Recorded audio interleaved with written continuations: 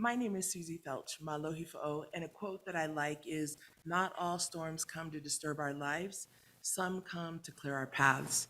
And I was asked to give a few remarks about my journey to financial empowerment and stability.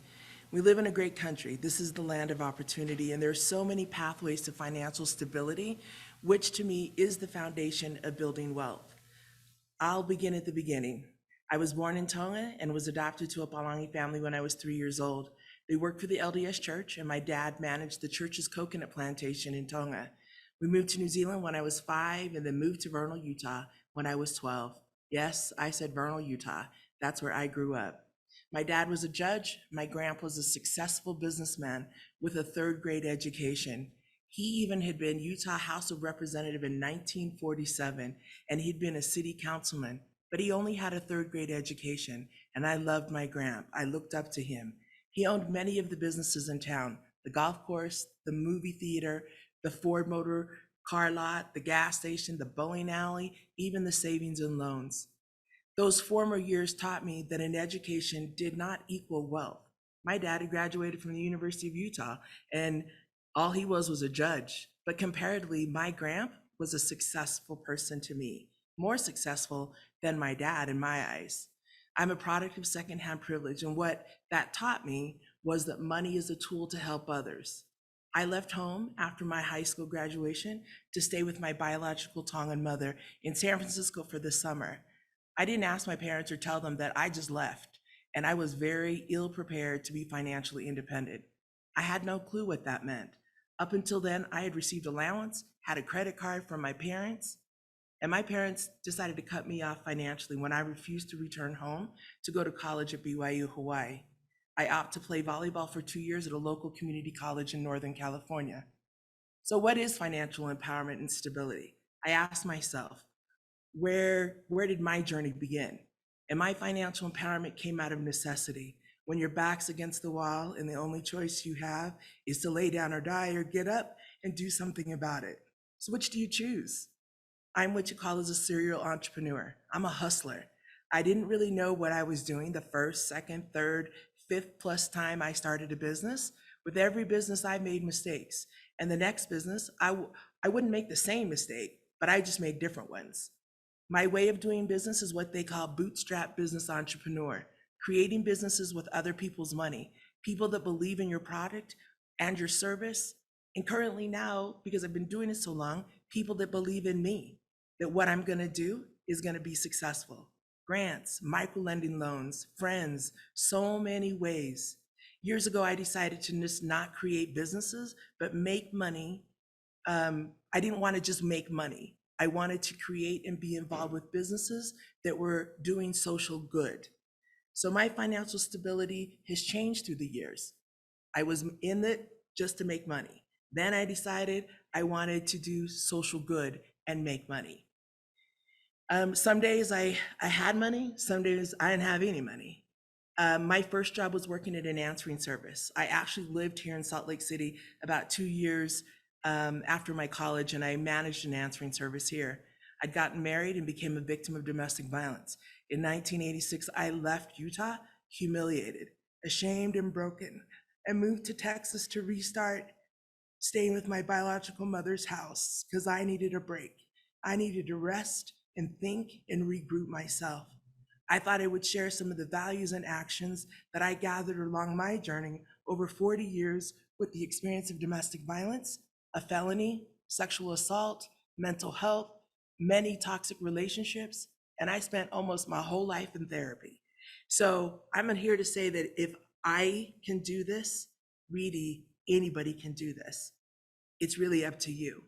The first thing I want to share is mentors. Mentors are important. Find mentors that are more successful than you, that have done what you're wanting to do. I have several mentors in very different areas of my life. Listen to learn, be teachable. Everything in life to me is based on relationship building. Figure out what you stand for and what you sit down for, and then find your tribe with like-minded people. Number 4 is don't chase money. Worry about making a difference in the world and the money will chase you. Number 5, have a spirit of gratitude. No one owes you anything. However, we do owe others hope and dignity in all we do. Number 6, consistency counts. Falling is when you don't get up. Failing is when you don't get up and go for it again. Number 7, meet people where they are. Treat people with hope and dignity. After starting a business and failing at some, being successful at some, I realized that I love to create business, but I get bored. When all the chaos of the startup was all resolved and systems and processes were in place, I would get bored. So number 1, know yourself. Take a good look in the mirror and be honest with yourself. What do you like to do? What are you good at? I always say, all that other stuff you're not good at, contract it out. Find somebody else to do it. At the Pacific Island Chamber of Commerce, we say we build people who build families, who build communities. It starts from within you. Number 2, create multiple streams of revenue. Financial abuse is one of the most powerful methods of keeping a survivor trapped in an abusive relationship and deeply diminishes the victim's ability to stay safe after leaving an abusive partner. Research indicates that financial abuse occurs in 99% of domestic violence cases, 99%. Jumping forward to where my life is today, through my journey, I was searching for a way to do community work that fulfilled me and make a livable wage, a job every day that didn't feel like a job, but it was just fun for me. I'm proud to say that in 2021, I made the Forbes magazine 50 over 50 list for impact. I am proud because of the recognition that the PICTAR team has received for the work that they do, for making a difference in people's lives. Remember that dream I had, that I wanted to have a fun job every day, didn't feel like? I'm really proud to say that I'm the co-founder of PICTAR, Pacific Island Knowledge to Action Resources, and currently the CEO, which is a 6-year-old 501c3 nonprofit. We are community powered, and I'm really proud of that.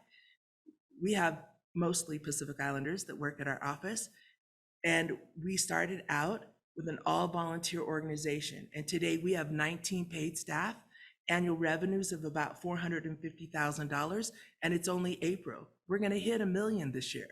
We took all those values and truths and have tried to incorporate them at PICTAR.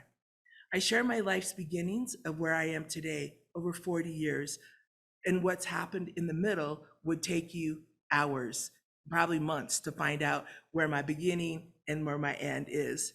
If you want to start a business, attend an online Pacific Island Chamber of Commerce meetup, find a mentor, get involved, show up and find your passion, something that pushes you when you're really overdrafting your account and you can't stop thinking about it. That's your passion. Then what you do is stand up and do something about it. Start. I hear a lot of people that come and say, I want to start a business. I would say, just start, and then adjust as you go. Business is a very easy concept. Have more money coming in than you have going out. Ladies, we come from an amazing heritage of entrepreneurs. Our ancestors grew crops, fished, and sold for money. Our ancestors traveled the islands, exchanging handicrafts and foods. I thought I was gonna go over time, but I have one other thing. I thought that was kind of my prepared thing, but I wanted to share kind of a story, one of my experiences. One day I was sitting in the break room and a young lady sat down by me to congratulate me on my success in turning the division I had managed around. The division from its inception, they had never made any money. And she asked me, why don't you work for yourself? I told her, I don't know anything about owning a company or running my own company.